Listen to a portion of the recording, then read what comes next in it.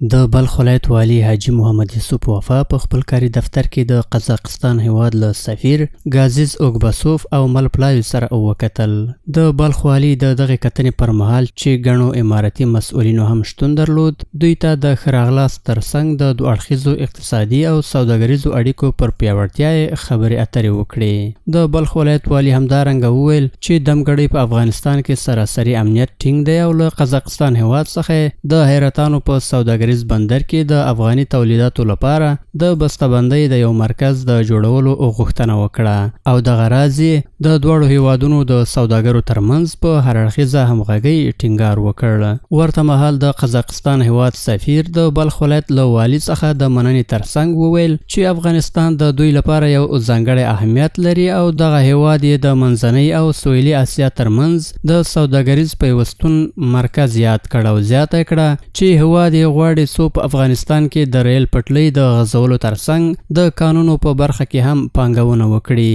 نوموړي دغه راز د افغانستان پراخو طبیعي سرچینو ته په اشاره وویل چې قزاقستان هیواد تل هڅه کوي څو د کانونو په برخه کې د پراخې پانګونې سره دغه اړیکې لا نورې ځواکمنې کړي. باید وویل شي چې قزاقستان هیواد یو له هغو هیوادونو څخه دی چې له افغانستان سره د اقتصادي او سوداګرۍ په برخو کې پراخې اړیکې لري او هڅه کوي څو دغه اړیکې لا غښتلې کړي.